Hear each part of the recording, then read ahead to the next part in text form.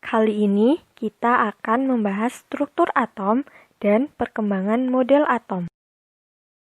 Atom merupakan bagian yang sangat kecil dari suatu unsur yang masih memiliki sifat unsur tersebut. Sebagai contoh, logam emas jika dipotong-potong sedemikian rupa, maka akan diperoleh suatu bagian yang sangat kecil yang tidak dapat dibagi lagi, namun masih mempunyai sifat emas. Bagian inilah yang disebut dengan atom emas. Teori tentang atom. 5 abad sebelum Masehi, filsuf dari Yunani yang bernama Demokritus menjelaskan dan percaya bahwa semua materi atau zat tersusun dari partikel yang sangat kecil dan tidak dapat dibagi lagi, yang disebut dengan atomos. Pada tahun 1803, John Dalton, seorang guru sekaligus ilmuwan Inggris, mendefinisikan bahwa benda terkecil penyusun materi yang tidak dapat dibagi lagi sebagai atom. John Dalton membuat hipotesis yang menjadi dasar berkembangnya kimia modern. Hipotesis Dalton tentang atom secara ringkas adalah sebagai berikut. Unsur tersusun atas partikel yang sangat kecil dan tidak dapat dibagi lagi, yang disebut dengan atom. Atom-atom yang menyusun suatu unsur adalah identik, baik massa, ukuran, dan sifatnya sama. Sedangkan atom dari unsur yang berbeda mempunyai ukuran, massa, dan sifat yang berbeda pula. Senyawa tersusun dari atom-atom yang terdiri dari 2 unsur atau lebih dengan perbandingan tetap dan tertentu. Atom tidak dapat diciptakan dan dimusnahkan. Pada reaksi kimia, terjadi penataan ulang atom-atom atau berpisahnya atom-atom penyusun senyawa dan kemudian bergabung kembali dengan komposisi yang berbeda. Hipotesis Dalton ini mendorong para ilmuwan pada waktu itu untuk terus bereksperimen tentang atom. Penyelidikan tentang atom dimulai dengan ditemukannya sifat listrik dari suatu materi. Bila sisir plastik digosokkan pada rambut yang tidak berminyak, maka sisir plastik tersebut akan dapat menarik potongan-potongan kertas kecil. Peristiwa itu menunjukkan bahwa sisir mempunyai sifat listrik. Bila ditinjau lebih jauh, karena sisir merupakan materi, maka sisir juga tersusun oleh atom-atom. Dengan demikian, dapat disimpulkan bahwa atom mempunyai sifat listrik. Gejala kelistrikan atom makin menarik para ahli fisika sehingga pada perkembangan selanjutnya ditemukan bahwa atom tersusun dari partikel-partikel penyusun atom yang terdiri dari elektron, proton, dan neutron. Yang pertama, elektron.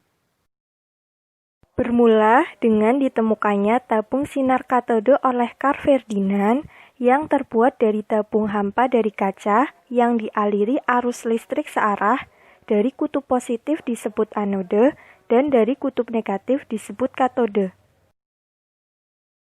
Bila tabung tersebut dialiri arus listrik yang cukup kuat, akan terjadi aliran radiasi yang tidak tampak dari kutub negatif menuju kutub positif.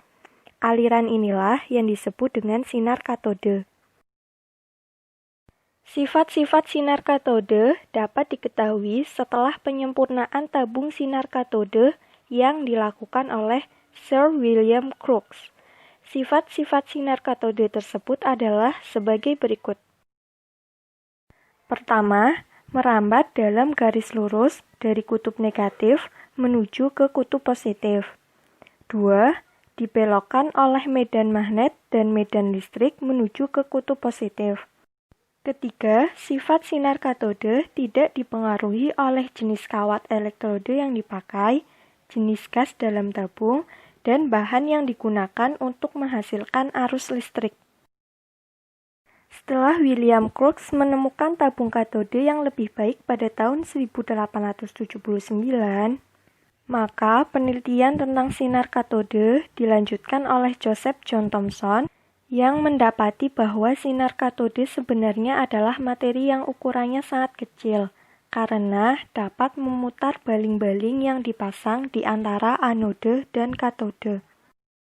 Dari penelitiannya tersebut, Thomson dapat menemukan muatan elektron yaitu sebesar 1,76 kali 10 pangkat 8 coulomb per gram. Penyelidikan lebih lanjut mengenai elektron ini dilakukan oleh Robert Millikan antara tahun 1908 sampai 1917 yang dikenal dengan percobaan tetes minyak Millikan. Dari percobaan tersebut, Millikan berhasil menemukan muatan setiap tetes minyak, di mana muatan-muatan tersebut merupakan kelipatan dari bilangan yang sangat kecil, yaitu 1,6022 kali 10 pangkat min 19 coulomb. Berdasarkan percobaan Millikan, disimpulkan bahwa muatan satu elektron adalah 1,6022 kali 10 pangkat min 19 coulomb, dan dari harga muatan tersebut dapat dihitung massa satu elektron, yaitu sebagai berikut.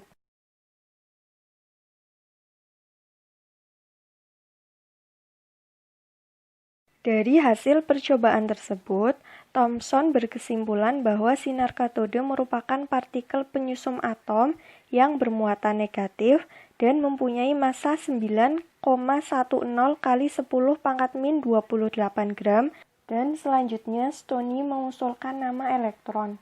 Atom bersifat netral, dan karena elektron bermuatan negatif, maka harus ada partikel lain bermuatan positif yang menetralkan muatan negatif elektron tersebut. Berdasarkan hal ini, maka menurut J.J. Thomson, atom merupakan bola bejel yang bermuatan positif dan di dalamnya tersebar muatan negatif elektron. Teori ini dikenal dengan teori atom roti kismis, karena elektron mirip dengan kismis yang menempel pada roti. Model atom ini juga dapat digambarkan sebagai jambu biji yang sudah dikelupas dagingnya, di mana isi jambu merupakan elektron yang tersebar merata dalam bola daging jambu yang bejal. 2. Inti atom dan proton. Pada tahun 1886, Eugene Goldstein memodifikasi tabung sinar katode dengan melubangi lempeng katodenya. Dari percobaan ini, ditemukan sinar yang arahnya berlawanan dengan sinar katode. Sinar tersebut menembus lubang katode yang telah dibuat, dan disebut sinar kanal karena menembus lubang kanal pada katode. Pada tahun 1898, Wilhelm Wien menunjukkan bahwa sinar kanal merupakan partikel yang bermuatan positif dan selanjutnya disebut dengan proton. Sifat proton tergantung pada gas yang diisikan pada tabung katode. Dari penelitiannya terhadap atom hidrogen, dapat ditentukan bahwa massa proton adalah 1837 kali massa elektron. Penemuan proton oleh Goldstein ini menimbulkan pertanyaan, bagaimanakah kedudukan masing-masing partikel tersebut di dalam atom? Untuk mengetahui kedudukan partikel-partikel tersebut, Rutherford bersama asistennya melakukan percobaan yang dikenal dengan hamburan sinar alfa terhadap lempeng tipis emas.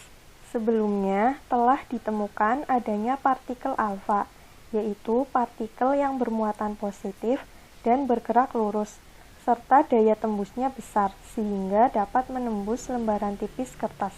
Dari pengamatan tersebut didapatkan fakta bila partikel alfa ditembakkan atau dihamburkan pada lempeng emas yang sangat tipis, sebagian besar partikel alfa diteruskan dan ada penyimpangan sudut kurang dari 1 derajat.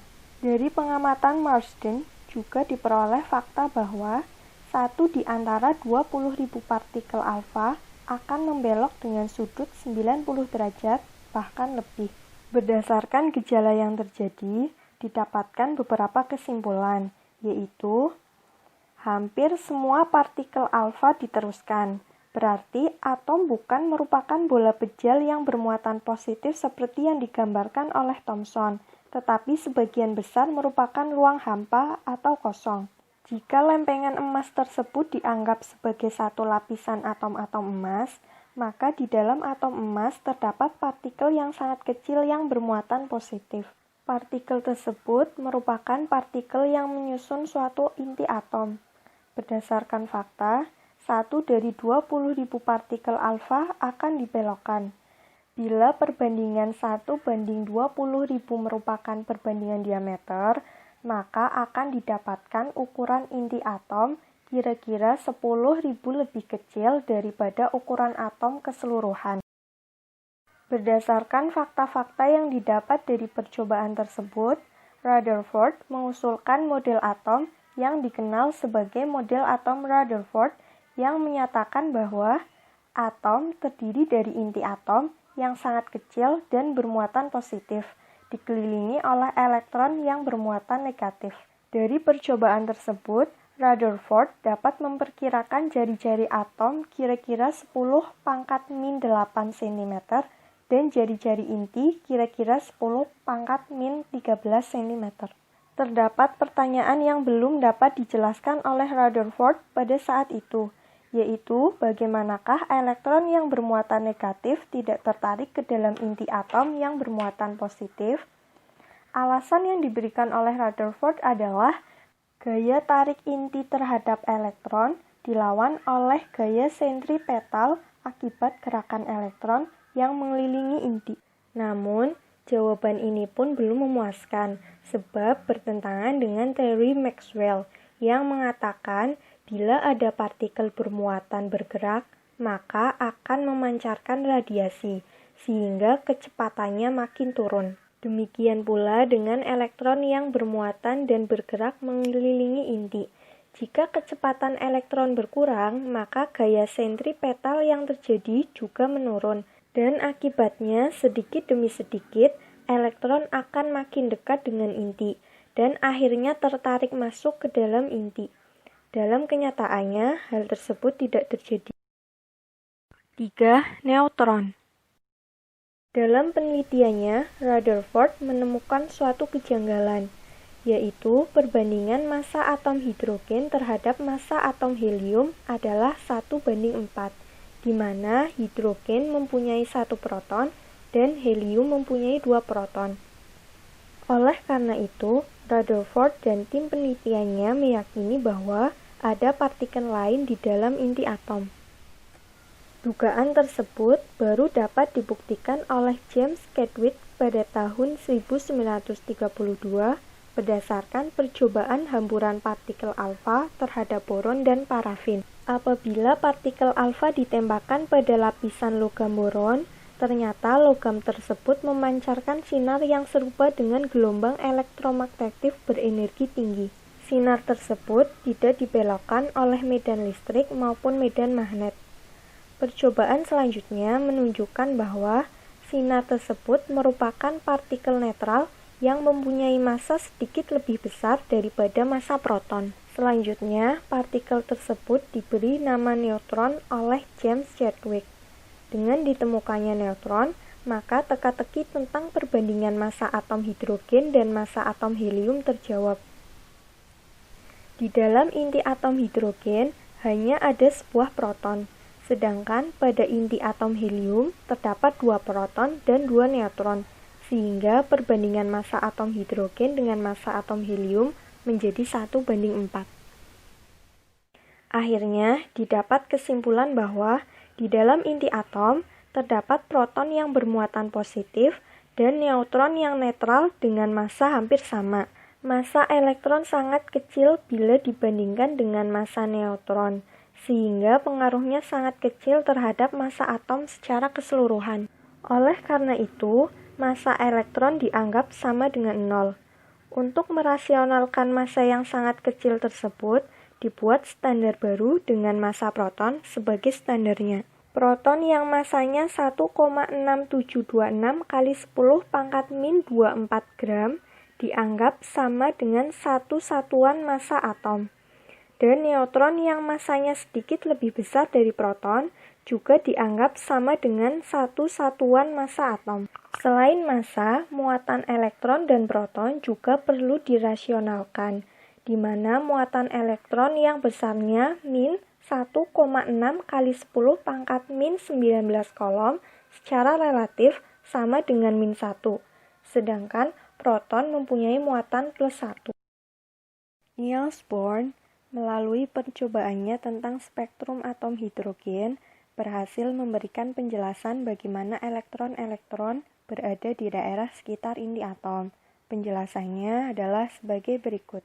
Elektron mengelilingi inti atom pada lintasan tertentu yang stasioner yang disebut orbit atau kulit. Walaupun elektron bergerak cepat, tetapi elektron tidak memancarkan atau menyerap energi, sehingga energi elektron konstan. Hal ini berarti elektron yang berputar mengelilingi inti atom mempunyai lintasan tetap sehingga elektron tidak jatuh ke inti. Elektron dapat berpindah dari kulit yang satu ke kulit yang lain dengan memancarkan atau menyerap energi.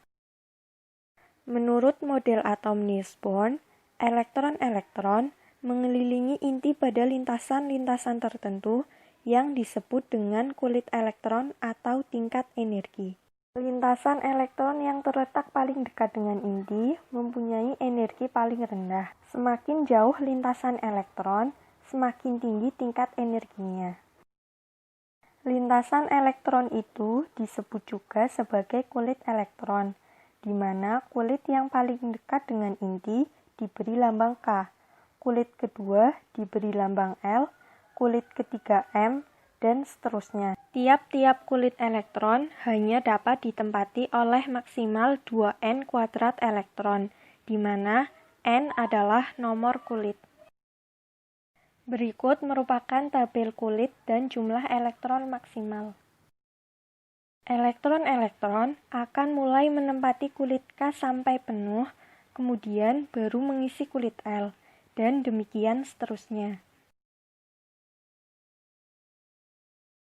Teori atom mekanika kuantum. Louis mengemukakan hipotesisnya tentang sifat dualisme materi, yaitu materi dapat bersifat sebagai partikel dan sekaligus dapat mempunyai sifat sebagai gelombang. Akibat dualisme sifat tersebut, maka letak dan kecepatan elektron tidak dapat dipastikan secara serentak.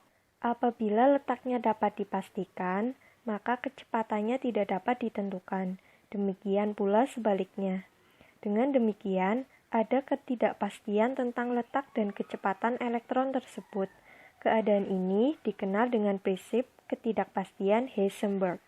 Dengan menggunakan mekanika kuantum dari Max Planck, diketahui bahwa lintasan elektron tidak dapat lagi digambarkan sebagai suatu garis melingkar seperti yang digambarkan Niels Bohr, tetapi pola lintasan elektron mengikuti pola gelombang diam, di mana keliling orbit elektron yang digambarkan oleh Niels Bohr merupakan perkalian dari bilangan bulat dengan panjang gelombang.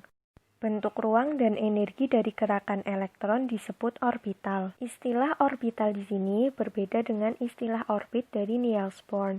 Orbital mengandung arti suatu ruangan 3 dimensi, sedangkan orbit mengarah pada ruang 2 dimensi. Orbital merupakan tingkat energi dari suatu ruang yang mempunyai peluang terbesar atau kebolehjadian terbesar untuk menemukan elektron di sekitar inti atom. Dalam perkembangan selanjutnya, orbital atau kumpulan beberapa orbital dari elektron ini dikenal sebagai subkulit, dan satu atau gabungan beberapa subkulit ini dikenal sebagai kulit elektron pada teori atom Niels Bohr. Demikianlah pembahasan tentang struktur atom dan perkembangan